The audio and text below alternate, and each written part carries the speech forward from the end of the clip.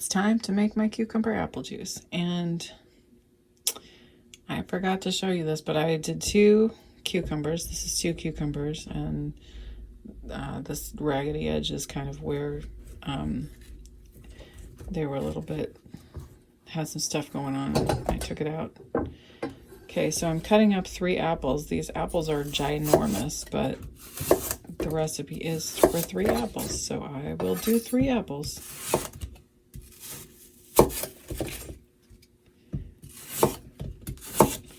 Getting ready to juice. I'm on day 9 of the 369 Advanced Cleanse. Medical Medium 369 Advanced Cleanse from the Cleanse to Heal book. I'm going to do, that was 2 Fujis, and this is a Gala, I think. It is, it's a Gala. So, doing 3 different, well, 2 kinds of apples.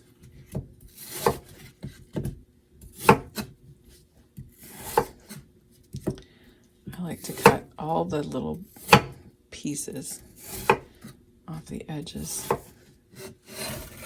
See what I'm doing. I like to cut all the pieces off the apple, so then I end up with an apple shaped like that, a core. And then into the compost it goes.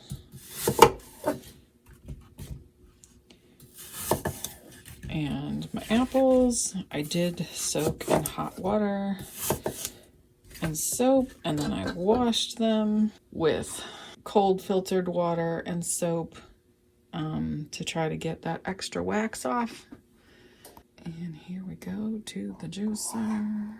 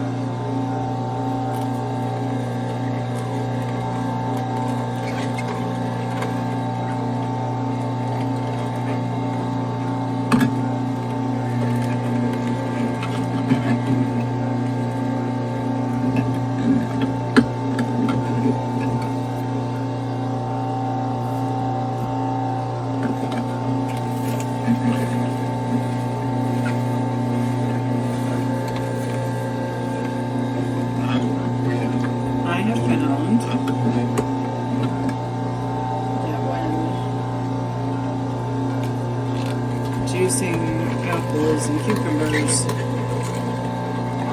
have to be more patient and really kind of let the pulp go through. And I also a lot of times end up cleaning the juicer more often. So normally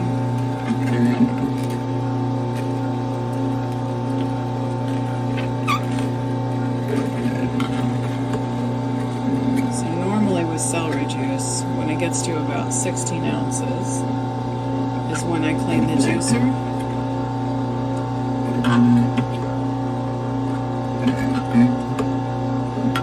But like, for example, when I juice pineapple,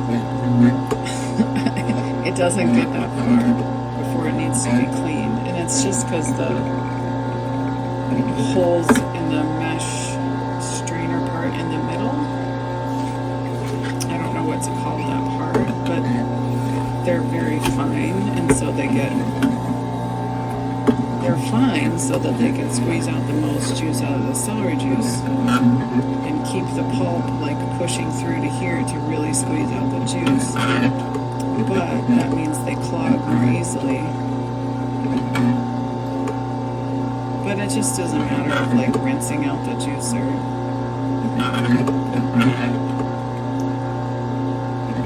Will this make it to 16 ounces before I need to clean it? I don't know. Let's find out. I'm going to push it with this cucumber right here and see.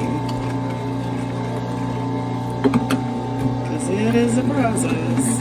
Oh yeah, it's okay. This one's going through just fine. You just got to be patient with it and kind of let the pulp run through. Sometimes it takes a while. You kind of push it down with the tamper. You let it run through. I think I even might be able to get some more apples in here. Let's try it.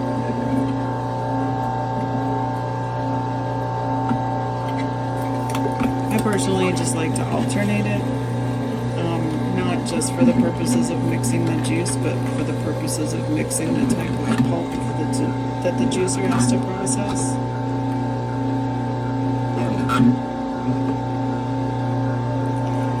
These apples are so big. And these cucumbers are so big.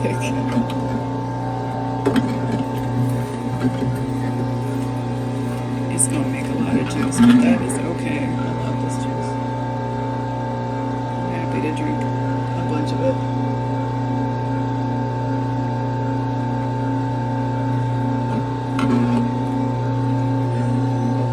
Just drinking some celery juice right now.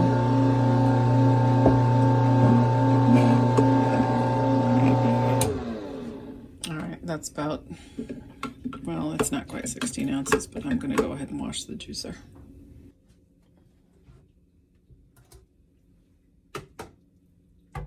I've got this in here.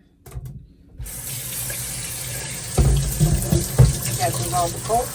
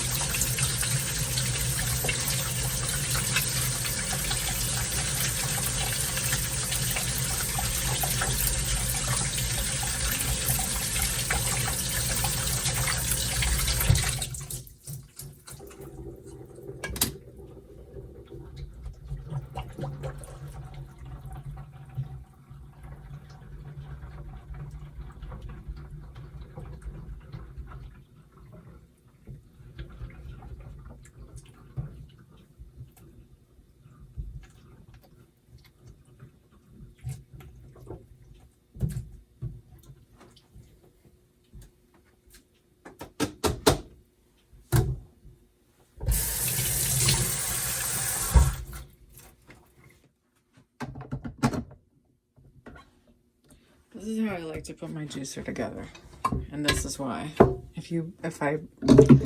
have found that if I put all of this together before I try to lock it on, often the auger here will not be in the right position. So this is the screen I was talking about. It's still got a little bit of stuff in it, but that's okay because, but this is, see how tiny the mesh holes are? They're so little. So they get clogged up. kind of easily. Which is why when you're doing celery juice, you clean it every 16 ounces.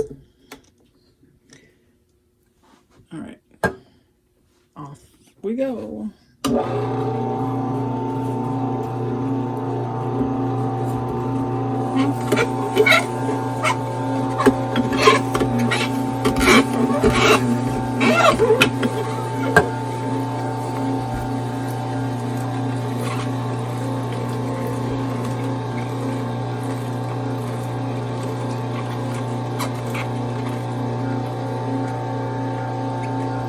I always forget, gotta loosen this, gotta loosen it a little bit so it'll let the pulp through more easily.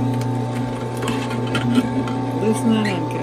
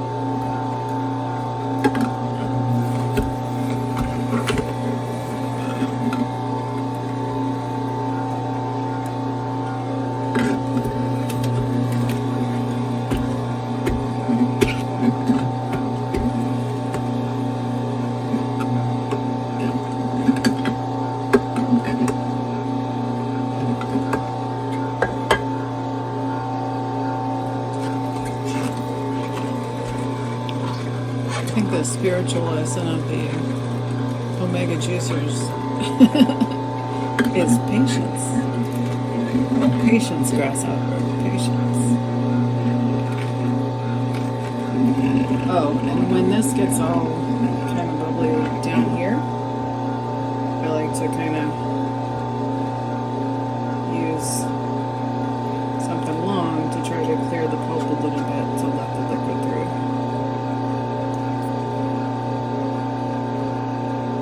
So that it doesn't overflow.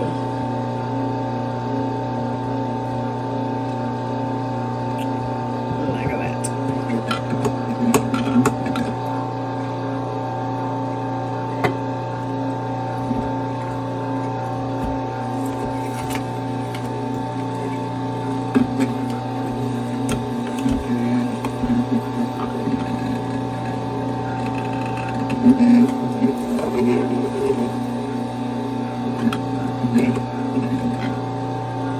So just to be clear too, when I'm pushing down on the plunger, the tamper I mean, whatever you want to call it, I'm not pushing hard. It's like, it's just a tiny bit of pressure if it's to help sort of push things through the chute, but not like, never like push hard. You don't want to stress the juicer because that's how you break juicers. Juicers can break.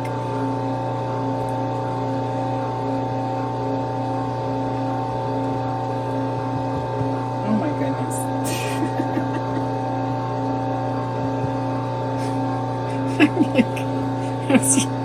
I'm gonna have to stop. Stop this for a second because it's so full. It's so full that I'm gonna have to put some in a container.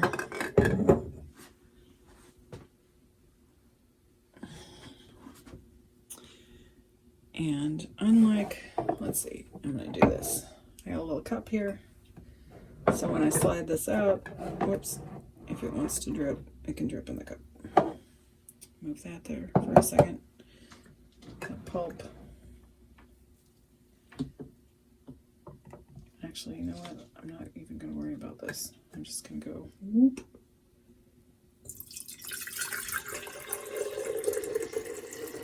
Just to make some space. Just need to make some space in the container for the rest of the juice. All right, here we go. Pour that in there too.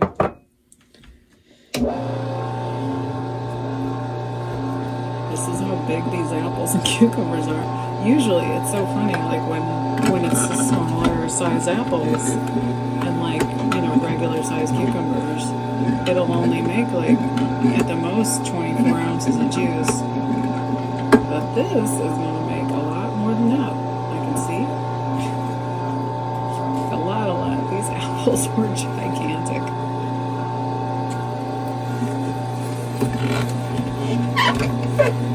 And they're English cucumbers, so I used 2 English cucumbers, 3 ginormo Fuji apples. See, that time I squished it a little too hard. I got impatient because I wasn't thinking.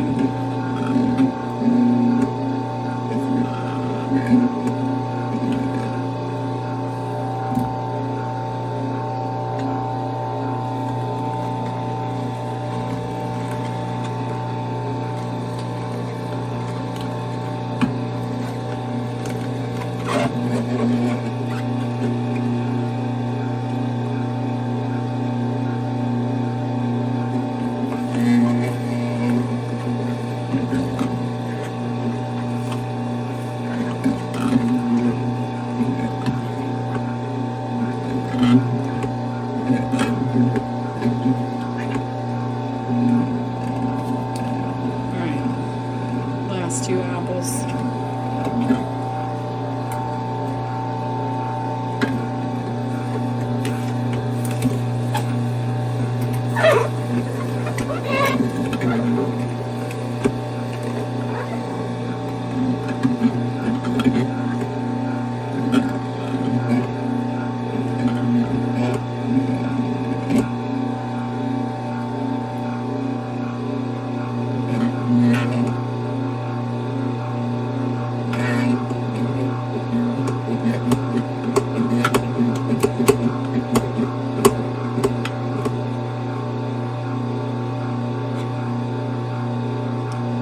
Sometimes getting that last little bit of pulp through.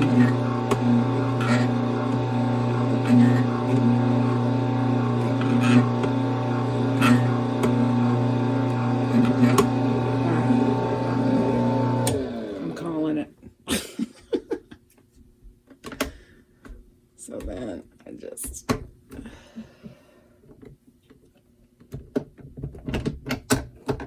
shake it out. Look how much pulp. That's all the pulp for 3. That is not very much pulp. That's it. For 3 giant apples. And then 2 pretty good sized cucumbers. English cucumbers. Not the biggest English cucumbers I've ever seen, but pretty good size. All right, let's see what we got here.